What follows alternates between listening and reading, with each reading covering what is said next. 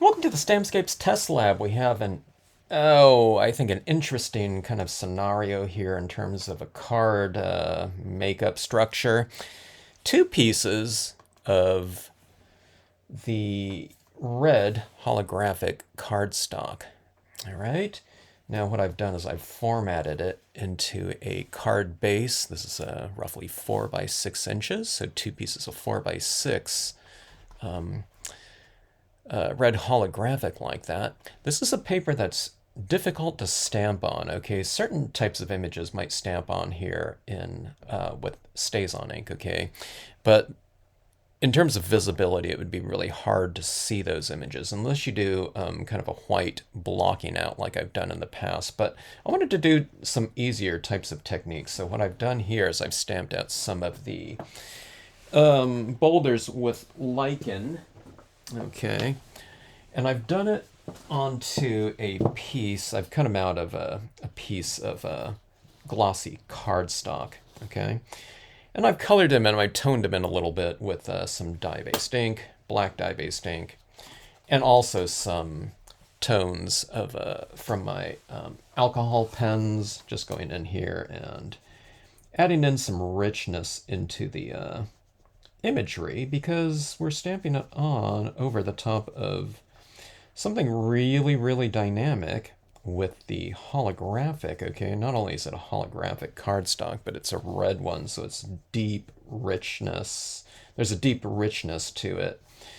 And I don't expect stamped imagery on white pieces of paper to ever come close to matching the dynamic nature of this type of paper, but what you want to do is you want to get them, so they're just not overwhelmed by it too much. Okay, you can see that in there. This is what the scenario is going to be. It's going to be kind of a ledge right there, and then we'll say that this is water down here. After all, we see this boulder reflecting down here. Then I'm going to put another one of these right here in the foreground. Okay, and then what I'm going to do or try is this glow-in-the-dark moon is going to be right here, rising from that background. And I'm going to put this figure standing there, one of my new kind of hand-held figures standing there, kind of, doing her thing in the moonlight. So what I've done is I've made this little area right here where she is going to be, and we'll get that situated like the moon is rising right from the back of that. And you can see where that would kind of reflect down in this lower area. Again, this area down here is not mirrored, so it's not going to be like one of my reflection cards. I consider this a reflection card, but you can see how dark it's going to be. But it might turn out to be kind of interesting in this interesting format. Okay, let's get right to it. Okay, so what I'm going to do is I'm going to go get my figure and we're going to stamp her out right here. All right, now this is a glow-in-the-dark printable vinyl sticker paper that I've stamped my full moon onto, giving it a little bit of a tone with some alcohol ink, and I think I put a little bit of white pigment ink in there as well. If you're going to stamp on this type of printable vinyl, okay, be it just a white printable vinyl sticker paper or a holographic sticker paper, your best bet is to use a water-based pigment ink if you have it. Okay, it's Brilliance. StazOn kind of works on there. Okay, I don't know. You got to experiment with it a little bit though. But this paper is meant for water-based media, so the Brilliance is a water-based pigment ink. All the other ones are oil-based. Okay, and that might not dry or adhere even to that kind of emulsion coated printable vinyl. Okay, holding this down, letting that transfer. Now that woman with her hands raised like that, I forgot. I hope I didn't stamp her hands too hard on that. Yeah, they look okay. Make sure you don't squash her hands too much, otherwise her hands look like they're kind of wearing like, I don't know, mittens or something. Okay, let's get our bearings here. I purposely didn't put this down here because I want to have to add this in the background. Okay, so let's get our bearings here. It's going to be something like that. Okay.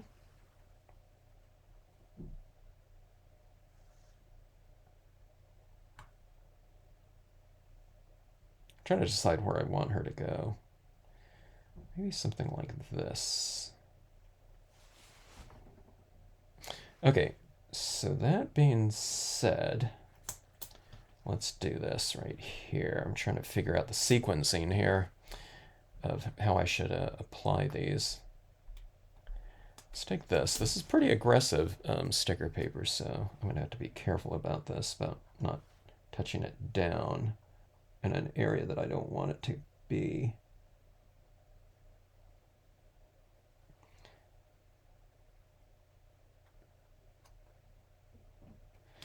All right, let's go like that. Now these two pieces right here, the thing I'm going to use on them, you can use just your regular crafter's glue or anything you want, but I have some spray adhesive and it allows me to do like a real thin coat on here. And then I'm just able to use that, you know, anything you want as like a sticker. That's how I've adhered these two pieces into this card base as well. All right, so let me go apply that. You have to spray this type of thing outside.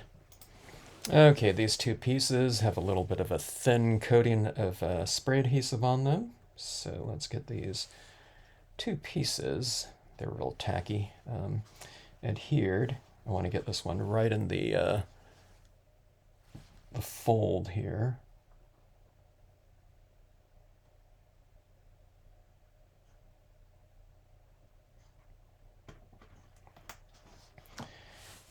Okay. And this one will be right down here at the base. I'll be doing some additional trimming.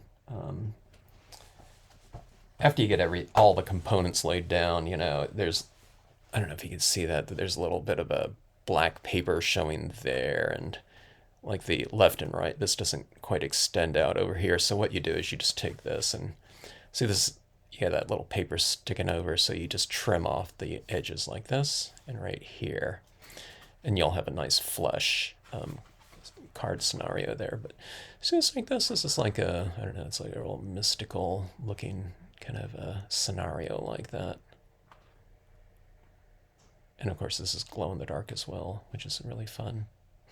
Okay, so this is supposed to be water down here.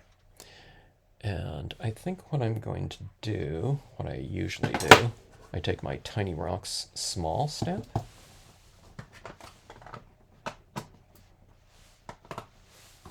Stays on ink. Stays on ink will adhere to this, okay, and dry on your foil.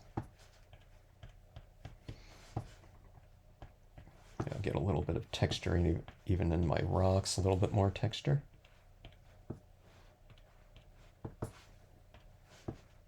And I'll put some of these rock textures down here in the foreground as well. It just provides a little bit of extra texturing in here to reflect against the, or to, not reflect, but to stand stationary against the reflections. And that just, it makes the, it look like it's a little bit more kind of like a surface. I don't know if you can see these down here. This red is really hard to see. But let me see if I can get the angle. Yeah, you see this right in there, or right in here. See that movement right in here? See, those little rocks are stationary against all that reflective holographic movement in there. I suppose you can do it. If this was like a blue tone scene, I'd probably do some white textures down there. It might work out pretty interesting. All right, so let's see. I think adding in some little stars up here might be kind of interesting. So let's go ahead and do that. I'm getting like fingerprints everywhere. I have a little sticky fingerprints from touching all that spray adhesive. Let's get that kind of buffed out of there before I go on here, because once you lay down the those stars, you won't be able to really buff them out because you'll be removing the stars. So actually, I was going to use, now I think about it, if I use my Dr. Martin's Bleed Proof White, I should really go wash my hands before working with this piece. If I use my Dr. Martin's Bleed Proof White on here, in terms of getting a splatter painting, I'm going to have to seal that down, so let's just go ahead and use some paint pens, and we'll just add them in. Add those in by hand, okay? All right, I'm gonna go wash my hands. My fingertips are a little bit sticky, and it's leaving little sticky residue everywhere. Okay, I'm back hopefully with some, I don't know, whatever, cleaner fingers. All right, so just adding in some little star forms in here.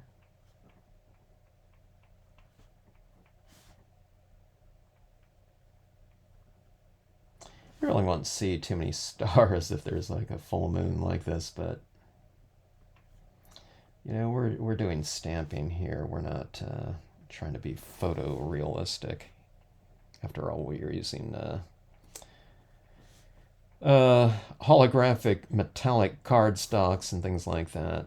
You know, if anything, we're going for, I don't know, whatever, expressionism, impressionism, whatever.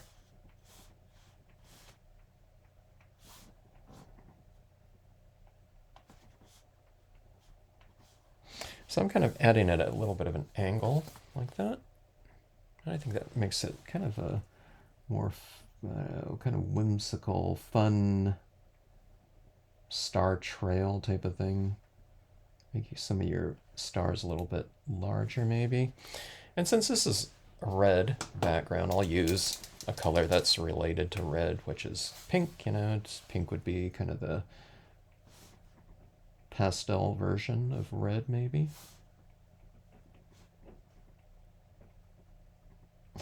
It'd be kind of interesting if this was like a you know, some Valentine's Day card with all this red and pink.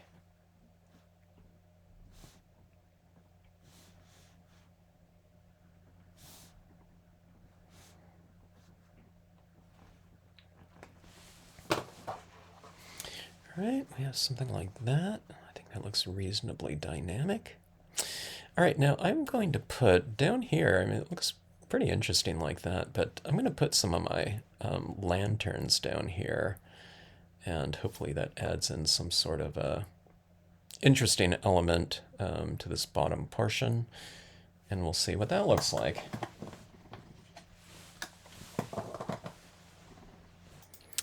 All right, this is my placement of where the lanterns will go. I think it looks pretty interesting like that.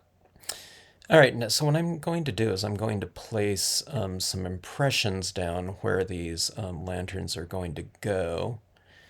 And the impressions will include a little bit of this shadow down here at the base of it. I don't have too much room right here to stamp that shadow, so I might just leave these ones as is, but these other 3 to 4 pieces right here. I say 3 or 4 because these ones are actually one stamp, so I'll see about getting the impressions down for that. But definitely for these two, we'll have a little bit of this shadow form in there, and then that'll also be used as kind of a placement guide for our imagery. Maybe I need one more over here. See, I'm trying to avoid getting any of that those lanterns in front of my moon right there. So yeah, anyway. So anyways, it'll be something like this. And then that moon will be right in here. So kind of, like I said, avoiding that area. All right, so let's get those stamps situated. Okay, so these ones right here are just a bunch of pre-stamped. This is my lantern kind of organizer here. And I plan on using them a lot because they're just so much fun and dynamic to use. So this is just all one piece of glow-in-the-dark. You can stamp them on regular paper too, but having them be able to glow is a really fun feature. Okay, let's see if I can get this organized here. Stays on ink. Let's see. Actually, these ones don't have a shadow right there. I haven't stamped them out in a while, so I kind of forgot about that. Those smallest ones. By the way, these have these reflections on here, but if you don't want to, if you want to just have them as garden ornament or something like that, then just don't stamp them with those little tailing off kind of reflections, water reflections. Okay, this one's going to go roughly about right here. The impressions don't have to be perfect, because we're going to be putting the glow-in-the-dark stickers right over the top of them. But again, this is kind of just used for placement right there. See that little tail shadow form there? As I do this, I need to make my impressions a little bit faster. Sometimes this stays on ink, dries, and it doesn't come off the paper real easy because the because the ink is dry, what is designed to do.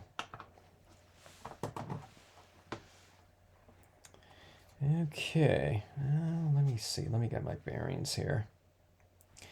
All right, so this lantern will go. I think I'll go like something like that. Let's go ahead and do the placement of these. No need to wait.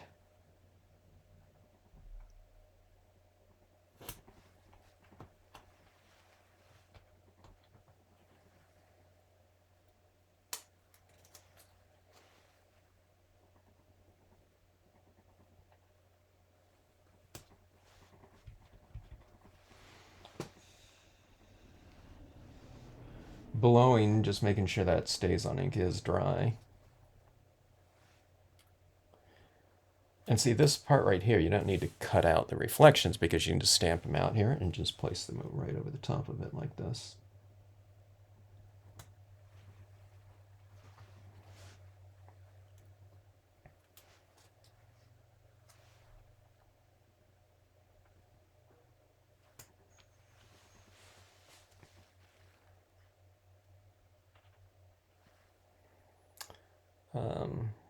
Smaller lanterns higher up in the composition. Things higher up on the composition generally mean things are farther back in the distance.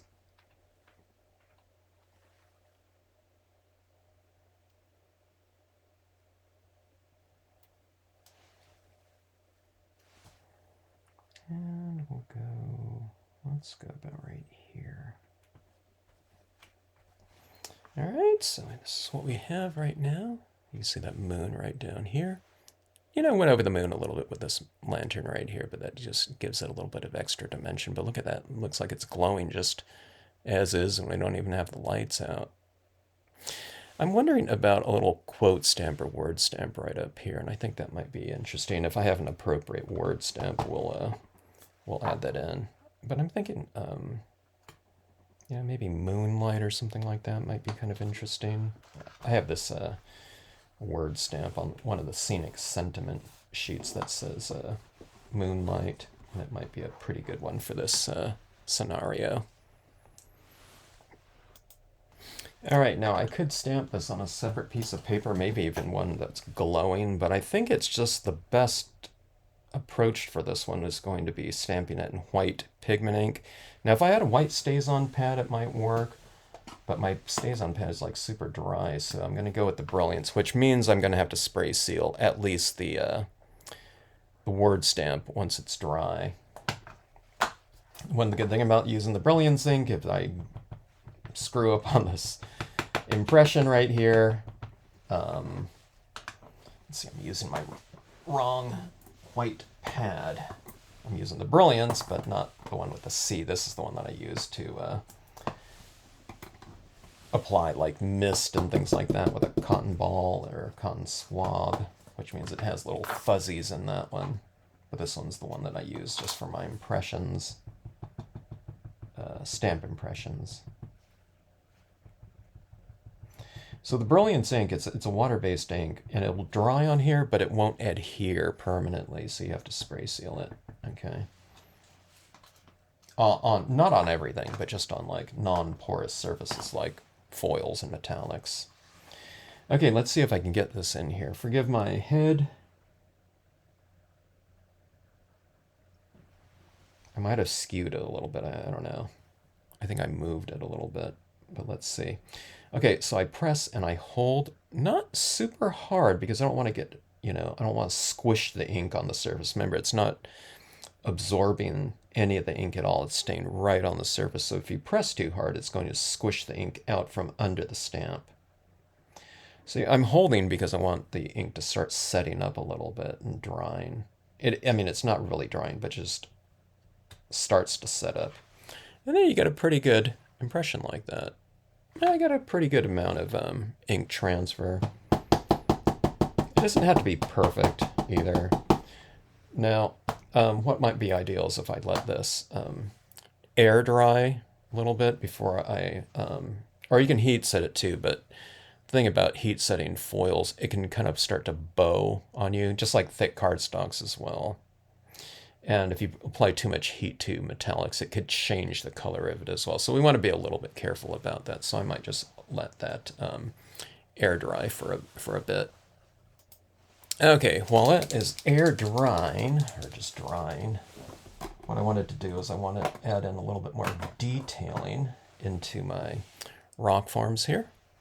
So we have those little stars up there in the sky, but you can also bring in a little bit of highlights into your rock forms like this, like on the tops of some of these rocks. You can put a little bit more moonlight into it. Or, I don't know, yeah. Reflective light, I should say, more specifically. From the moon. I guess that's moonlight, but what this represents is reflected light from whatever light source you might have. And it puts a little bit more texturing into the mix. It makes the objects look a little more three-dimensional that way. Okay, and we can do that same type of thing right down here. You put a little bit more at the tops of the forms, and then you, in terms of stippling, what you do is you space the dots a little bit more farther apart as you go down, okay?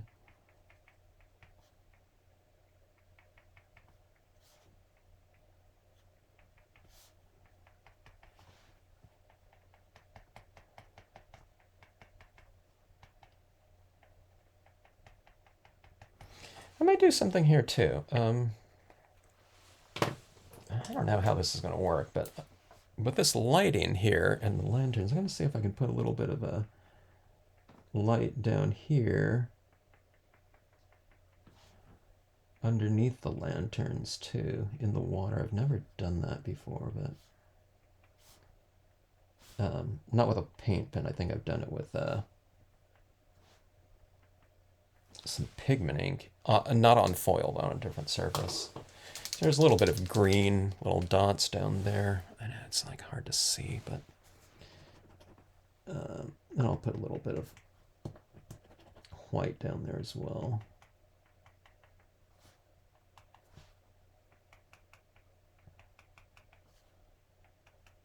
Not sure how it'll look or read, but that's why I call this the Stampscapes lab. If it's something that you're kind of curious about, but like I might have this inclination like, kind of it might not look good. But if you haven't done something before and you want to see if it'll be an effective end result or process, if you think about things in terms of your workspace in terms of like being like a laboratory, you're much more likely to take the chance and try things out, you know, because that's what it's kind of all in the spirit of. All right. I don't know, maybe it's too many dots now. We'll let that dry up a little bit and then we'll hit it with a little bit of tone in there again. But yeah, looking kind of interesting. All right, so yeah, I need to let this set up for a few minutes and then we'll go back in. The acrylic pen dries relatively fast. You can hit it with a little bit of heat though, like I said.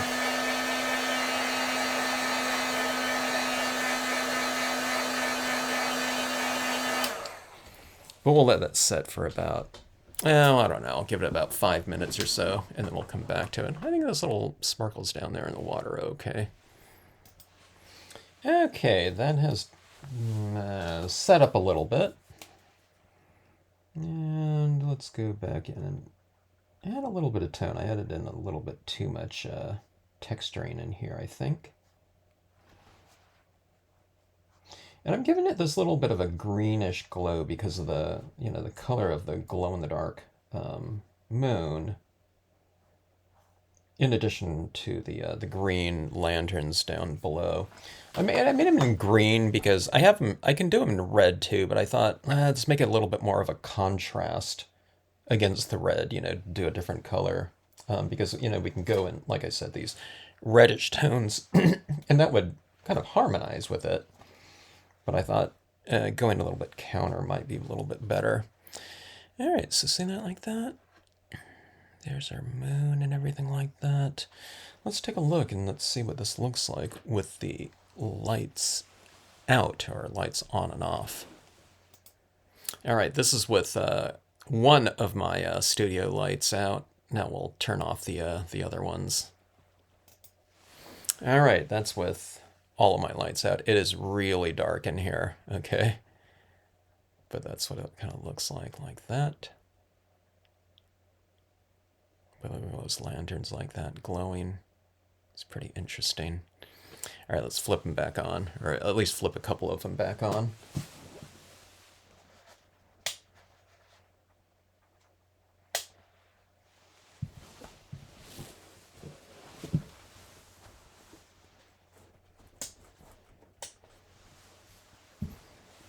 Let there be light. It looks pretty interesting just as a card like this too, but having this kind of additional formatting of a reflection card, horizon card, whatever we want to call it, it gives it a little bit more of a three-dimensional look, I think so. A little bit of extra dynamics visually, and really kind of just fun to do. Fun to do, and I think for if you have a recipient of your card, if you're giving these away, I think, you know, kind of having something on the outside, I don't know. I don't know what I'll put on the outside. Maybe it just says moonlight or something like that, or a quote stamp. But then when they open it up like this, to having those glowing kind of orbs like that, or not orbs, but lanterns down there, it just really makes it really fun. And you can see that kind of that reflection of that moon down there. And then these, now you can make these, the holographic can go vertical too. So you can have more of like a northern light type of thing. I just did it horizontal like that. I would probably go, if I went horizontal like this across the top, I would probably do it the same across the bottom too. But I don't know, vertical would add a little bit of a extra kind of a angle dynamics to it. But I don't know. I think this format looks pretty good. So you can see those different movement with the holographic in there too. So yeah, just a lot of fun. Okay, thanks for watching. Hope you enjoyed it. Thanks as always for tuning into the Stampscapes channel.